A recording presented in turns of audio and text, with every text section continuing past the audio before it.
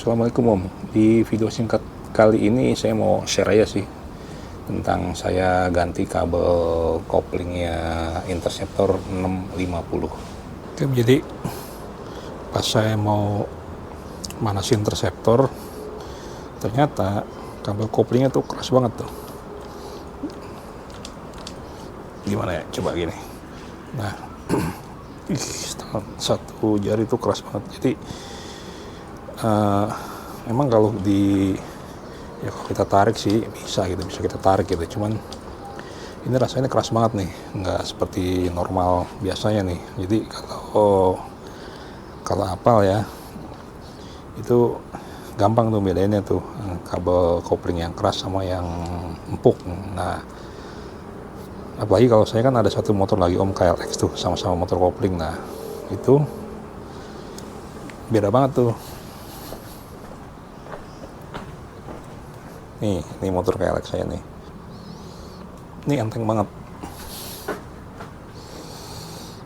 Jadi satu jari aja tuh enteng gitu. Nah pertanyaannya adalah kira-kira kenapa gitu penyebabnya? Karena selain ini kan udah bisa dilihat Omnya. Jadi kabel koplingnya ini udah saya kasih cover nih, pelindung nih. Jadi kotoran, air hujan gitu, debu tuh nggak akan masuk nih, dibandingkan kalau bawaan aslinya tuh yang ada cover pelindungnya. Cuma kenyataannya ini keras nih, dan kabel kopling ini kebiasaan saya tuh paling lama tuh 1 tahun sekali tuh saya bersihin tuh Om, saya lumasi. Nah kemungkinan ini kalau nggak kabelnya emang yang udah rusak gitu ya, serat-seratnya gitu, atau ada ada luka atau cacat fisik yang bisa menyebabkan ini karat atau kotoran di dalam kabel ini.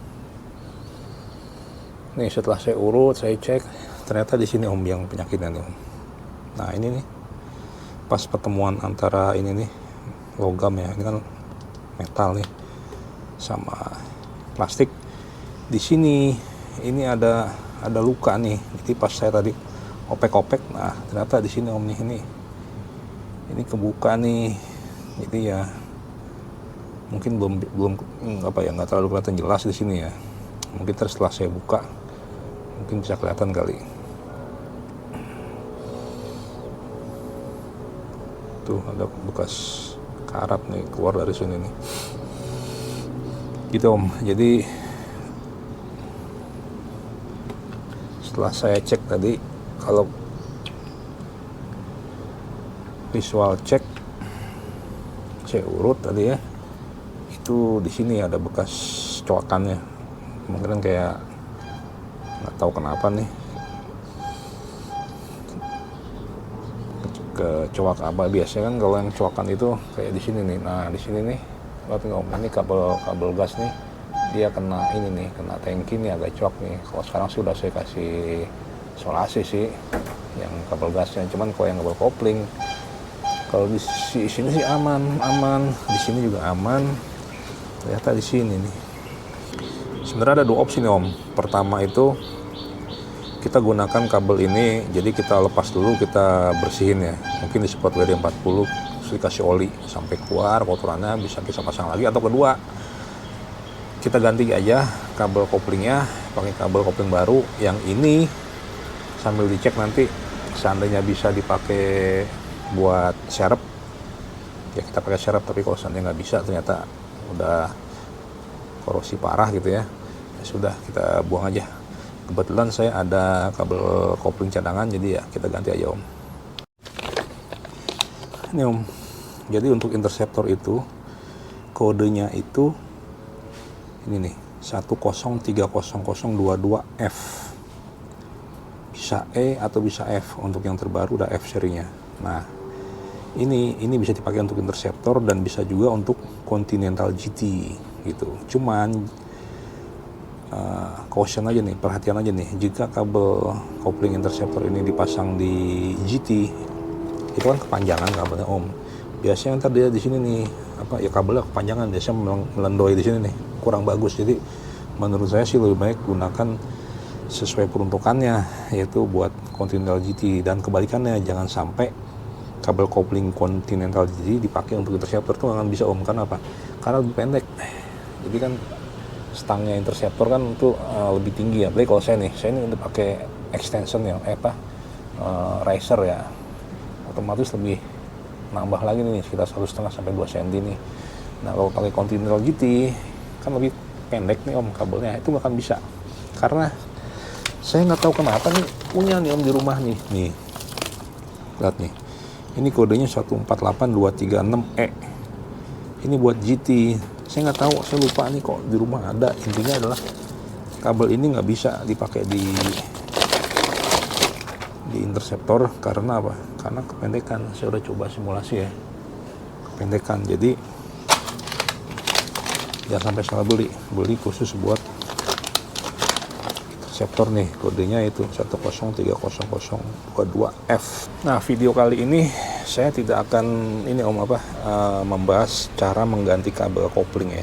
Jadi video ini bukan video tutorial sebenarnya, karena ya sebenarnya gampang sih om ganti kabel kopling tuh. Dan kalau emang mau mencari tutorial cara mengganti kabel kopling, banyak di YouTube, terutama sama youtuber India dong, bisa dipelajari tuh. Dan menurut saya sih, kita sebagai owner motor ya, nggak cuma interceptor sih, terutama motor-motor kopling kayak KLX motor trail terutama, itu ganti kabel kopling tuh kayaknya wajib deh om, karena itu hal basic sih menurut saya sih. Dan apalagi tipe biker kayak saya yang supaya sendiri kemana-mana gitu ya, ganti kabel kopling itu wajib. Dan tentunya harus bawa ini cadangan nih, backupan. Jadi once ada kendala misalnya putus gitu ya di jalan, kita udah siap, kita ganti sendiri. Minimal nih, kalaupun kita nggak bisa ganti, kalau kita punya spare part itu, nanti akan ada orang yang bisa bantu gitu, akan ada bengkel yang bisa bantu gantiin gitu. Tapi kalau kopling kabelnya nggak ada, nah itu yang masalah tuh. Jadi saran saya sih om, ini di stok nih cadangan nih, terutama kalau lagi touring riding jauh, bawa aja. Plus kalau bisa ganti sendiri ya bonus, karena gampang sih sebenarnya sih, pengertian basic ya. Siapin kunci pas 12, obeng buat nongkrang lepernya, kita langsung aja om ya. Saya mau ganti aja koplingnya, karena emang udah 5,5 tahun sih ini seusia motor ini ya. Walaupun harusnya ya kabel kopling itu mah panjang umurnya ya, asal terawat, nggak ada cacat gitu ya. Kayak racking saya dulu tuh, saya inget dari tahun 2000, saya beli tahun 2001, tahun 2000 lah, sampai 2016 nggak pernah saya ganti kabel kopling. Dan itu juga bawaan dari yang owner sebelumnya gitu, karena ya emang harusnya sih kalau nggak ada kendala ya jangan sampai diganti gitu ya. Nah ini ternyata kendalanya di sini nih, ternyata om sobek gitu, makanya dia berat nih. Kayaknya sih pasti ada karat di sini nih, di sini nih. Sudah, kita buka dulu cover handle kopling.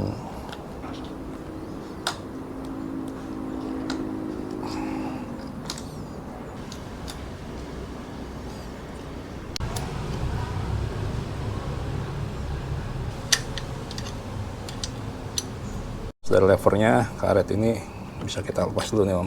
Nah gitu, bautnya juga kita lepas.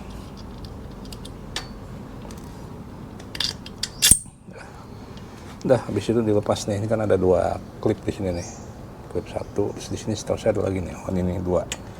Nah ini dilepas aja nih.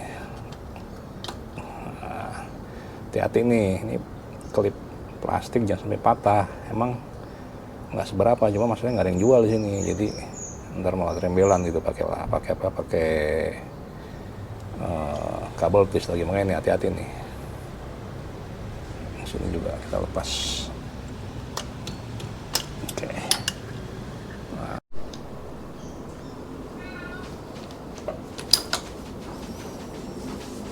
Oke, kabelnya udah kelepas, kabel koplingnya udah kebuka nih, dan keras banget. Coba tarik, nggak mau. Sini juga bagian bawahnya nggak mau, keras. Jadi emang di tengahnya ini ada yang korosi. Nah tadi saya lihat sih di sini nih, mana ya? Oh di sini nih. Nah ini tuh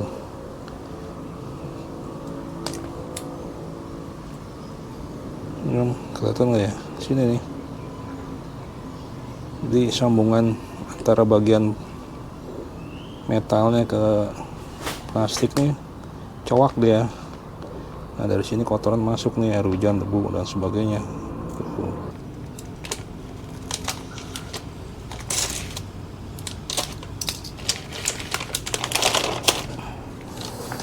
Oke, ini dia kabelnya, kabel kupling nih, tuh enteng kan, jadi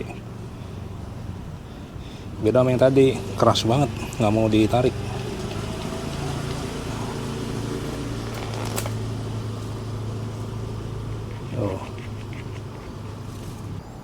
Coba kita bandingin panjangnya yang Interceptor sama yang Continental GT ya. Nah, ini yang GT nih om, tuh lebih pendek dia, ya kan, lebih pendek, inilah setapak lah. Ini agak melengkung soalnya digulung kan, jadi enaknya kalau ada satu orang lagi bantuin megangin nih, tapi ya udah kebayang sih om ya, jadi tuh dia lebih pendek dia, beda sama yang sama-sama Interceptor sama panjangnya gitu, jadi ya jangan sampai salah beli. Nah ini om, saya coba zoom kabel kopling yang lama saya nih kelihatan om. Nah ini jadi di bodinya itu udah luka gitu, jadi apa istilahnya, cover plastiknya ini kecuak nih tuh sini nih, jadi di sini kelihatan tuh bagian metalnya tuh, pelindung dalamnya. Nah ini bisa menyebabkan karat, dan di sini yang lebih parah nih, tugel malah. Nah ini adalah tipe kabel kopling yang lama. Maksudnya lama tuh gimana? Nah di sini nih om, bisa kelihatan nih kodenya 1030022E, jadi belakangnya nih E nih, seri E. Kalau yang baru itu, yang ini nih, ini udah F nih. Nah saya coba mau bedah nih perbedaannya apa aja, yuk. Oke, bagian ini nih biar clear nih, biar tadi sangka saya ngada-ngada lagi. Nih balik Royal Enfield 1030022F tuh, F bukan E. Nah bedanya tuh ini, saya merhatikan tadi ada dua perbedaan sih. Nah ini di bagian bawah nih, ini yang lama ya, yang seri E, ini patahnya di sini tuh, ini bagian logamnya nggak ada karet pelindungnya om, sedangkan yang F, nah ini nih tuh, ini udah tuh, bagian metal logam ini udah ada pelindungnya nih, seharusnya lebih aman. Cuman tetap nih, belajar dari pengalaman ini nih, di sini kan ada luka nih, yang tadi saya tunjukin tuh, mana tadi ya. Nah ini nih, kemungkinan dia kena di sini kan, mungkin dia kegesek-gesek bagian mesin sini om. Jadi kayaknya yang baru ini nanti saya mau kasih ini isolasi bakar nih, jadi saya mau kasih cover di sini, dia kayak karet gini lah, jadi biar lebih terlindung. Oke, terus perbedaannya adalah ya ini yang F, ini yang E. Lihat nih om, nih ini bagian metalnya nih atas ini nggak ketutup nih, ya kan, tuh, jadi di sini potensi juga nih. Sedangkan yang baru nih ini karet pelindungnya udah nyampe atas nih, jadi nggak kebuka kayak gini tuh, set by set, ya kan. Ini sama gitu om. Jadi ini yang baru yang seri F, yang lama seri E.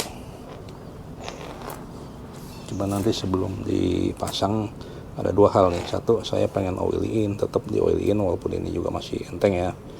Kedua, nanti saya mau kasih langsung bakar di situ nih. Nah ini saya udah motong ini om, istilahnya apa namanya, isolasi bakar ya, heat shrink tube kalau bahasa Inggrisnya. Nah ini kira-kira tadi sih saya udah ukur sih, ini sekitar 21,5 cm panjangnya. Jadi sepanjang ini sepanjang kabel kopling yang potensi kontak ke blok mesin. Jadi saya udah ukur sekitar segini lah kira-kira amannya gitu, biar mencegah potensi kecoak lagi, luka gitu. Ini kabel isolasi bakar yang udah saya pasang, jadi saya masukin lewat depannya, jadi karet sama bot-botnya ini mur ya, dilepas dulu. Nah kalau udah pasang gini, ini tadi karet pelindung yang metalnya itu, yang bawaannya itu ditarik dulu. Nah habis ini baru kita bakar.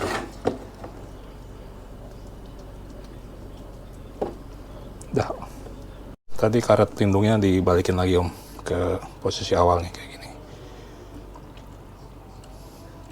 Serep. Nah jadi double nih. Sebelum kita pasang, kita kasih oli dulu Om. Jadi ini ya, mana nih, sini. Tuh. Memang empuk sih, cuman bisa dilihat ini kering sebenarnya nih. Jadi mendingan diolin dulu deh, mumpung belum kepasang gitu. Dikasih oli. Saya nggak tahu sih ini tipe kabel kopling modern, dalam artian udah pakai liner teflon atau belum, tapi kayaknya sih ini kabel kopling biasa sih, kayak itu biasa. Jadi artinya mendingan kita kasih oli aja gitu, karena ya even pakai teflon pun kalau bagi saya sih udah rutin sih, maksudnya lakukan pembersihan terus dikasih pelumasan pakai oli gitu. Nah untuk olinya itu bebas, bisa pakai, ada yang pakai chain loop, ada yang pakai oli yang oli mesin gitu. Tapi rekomendasi sih yang 5W30 gitu, yang tin, yang encer. Ada juga yang lebih bagus sih pakai silikon yang silikon base spray. Cuman kali ini saya mau pakein aja nih Om.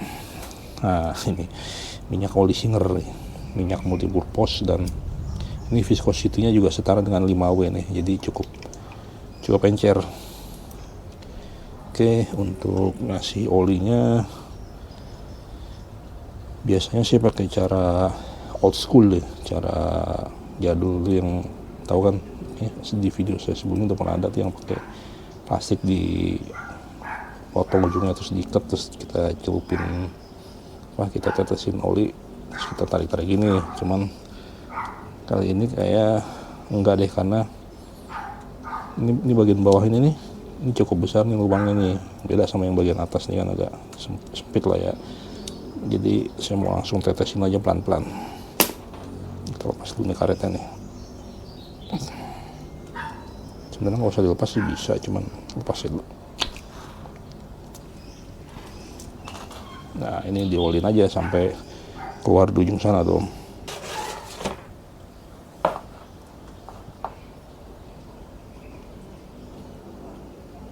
Nah sih berdua nih, sambil saya ngasih oli, terus ada yang bantu narik turunin nih biar langsung masuk ke dorong olinya.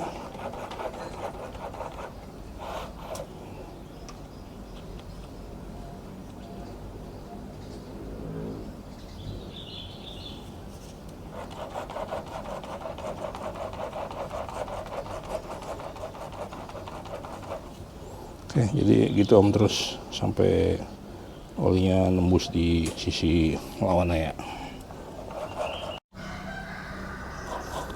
Nah itu di bagian ujung sini ini udah keluar olinya tuh Om. Jadi ini oli yang dari atas tadi itu udah melewati semua bagian kabel koplingnya itu, dan sekarang udah keluar tuh. Artinya sudah terlumasi lah. Kali ini sedikit lagi saya kasih oli, habis itu tinggal dipasang. Oke, next step adalah kita langsung masang kabel koplingnya nih. Jadi karetnya dilepas dulu, terus satu murnya dilepas nih yang depan, biar bisa masuk ke sini lubang sini nih. Nah, oke, terus kita pasang lagi murnya.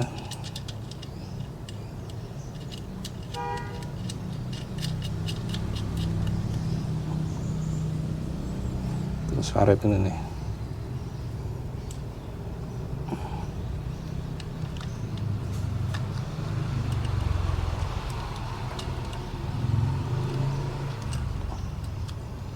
Oke, ini biarin dulu, jangan dipasang dulu, kita pasang yang di atas dulu sambil ini kita routing nih Om, kita masukin ke dalam klip-klip kemarin yang kita lepas tuh.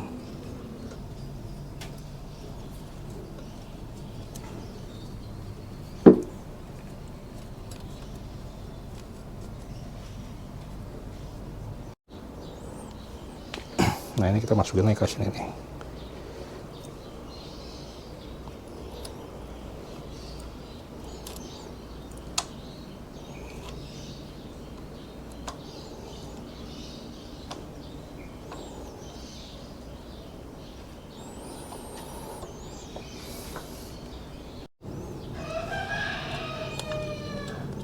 Ini kita kendorin dulu nih yang sebelah kanan nih biar dia bisa maju gini, karena kita harus masukin ini kan nempelnya itu di sini Om, di lever nih, di tuas kopling. Cuman sebelumnya karetnya dipasang dulu deh, jangan sampai lupa. Karet pelindung nih jangan sampai nggak dipasang karena kotoran bisa masuk ke sini nanti.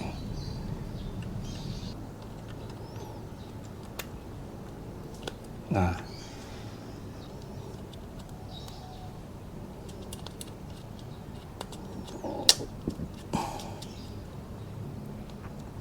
segini dulu, ntar yang di atas baru kita mainin. Paling nggak ada jarak 2-3 mili apa free playnya tuh, sambil nanti buat mastiin kita tes ini Om, tes jalan kalau bisa. Sudah setel sih, jadi jarak mainnya tuh adalah ya sekitar 3 mili lah, jadi harusnya ini udah cukup nih. Tapi aktualnya gimana nanti sambil dites jalan.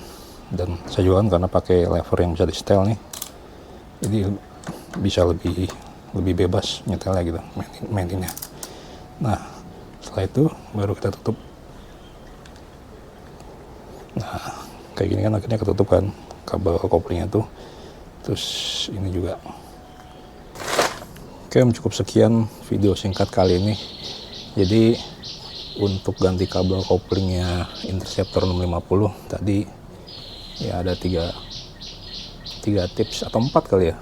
Jadi yang pertama itu pastikan kalau kabel koplingnya itu yang sesuai, yang punya Interceptor Om, jangan yang punya GT atau jangan yang punya GT. Jadi kodenya itu kita beli kode yang baru nih, kodenya tuh 1030022F. Kalau yang lama itu belakangnya E. Bedanya apa? Tadi kan sudah saya jelasin kan di depannya. Jadi kalau bisa beli yang seri F dan jangan beli yang GT, nggak bisa dipakai. Itu satu. Yang kedua adalah ini. Jadi dikasih ini Om, dikasih selasi bakar nih buat ngelindungin ini nih, gesekan di ini nih sepanjang blok mesin sampai sini nih Om. Nih saya kan pakai engine guard ya, crash bar lah. Nah ini jadi kemarin tuh sepanjang ini sekitar 24 cm ya, saya kasih selasi bakar, jadi lebih terlindungi nih. Walaupun yang seri F nih dia udah ada pelindungnya di sini Om, beda sama yang E ya, yang kemarin yang sebelum saya ganti itu kan serinya E. Nah itu patah di sini nih karetnya nih, plastiknya. Kalau ini udah ada karet pelindungnya, tapi lebih aman lagi kalau didobelin nih. Tuh yang kedua tuh. Yang ketiga adalah ini tadi sebelum dipasang tuh, walaupun kabel koplingnya baru, dikasih oli dulu. Kita bantu pemasang pakai oli. Saya pakai oli mesin jahit Singer. Nah yang keempat, yang terakhir adalah karet cover pelindung. Kalau saya kan pakai punya Kawasaki Ninja nih, sebenarnya pakai tipe motor lain pun bisa gitu. Punya Air-King, punya GL gitu. Intinya bisa. Kalaupun nggak mau misalnya Om karena takut nggak kelihatan cool gitu ya. Ya kayak gitu aja Om, pastikan ini nih. Mana tadi? Nah ini. Pastikan setelan ini nih ada lubang sini ya. Buat keluar masuk kabel itu posisinya di bawah gini. Jangan ke atas gini. Karena kotoran bisa gampang masuk tuh Om. Lebih baik dikebawahin gini. Ini juga, cuman ya menurut saya sih lebih aman dikasih pelindung karet gini Om. Tuh. Jadi benar-benar ketutup, ditambah ini. Nah, gitu. Lebih aman sih menurut saya. Kira-kira begitu Om video singkat kali ini. Kalau seandainya berguna bisa tolong di like, subscribe, komen, Kalau enggak ya skip aja. Terima kasih sudah menonton. Kopling yang udah rusak ini nih, yang robek ini saya mau coba bersihin dulu Om. Mungkin saya semprot WD-40, kocok-kocok sampai keluar kotoran karatnya keluar, terus kasih oli sambil dicek itu enteng atau enggak gitu. Kemungkinan kalau misalnya enteng masih bisa dipakai, ya akan saya gunakan sebagai spare part backup cadangan gitu. Kalau lagi touring atau jalan jauh saya bawa sebagai cadangan. Tapi kalau nggak bisa, masih kasar, masih berat, seret, ya udah waktunya beli kabel kopling baru buat cadangan. Oke Om, terima kasih sudah menonton.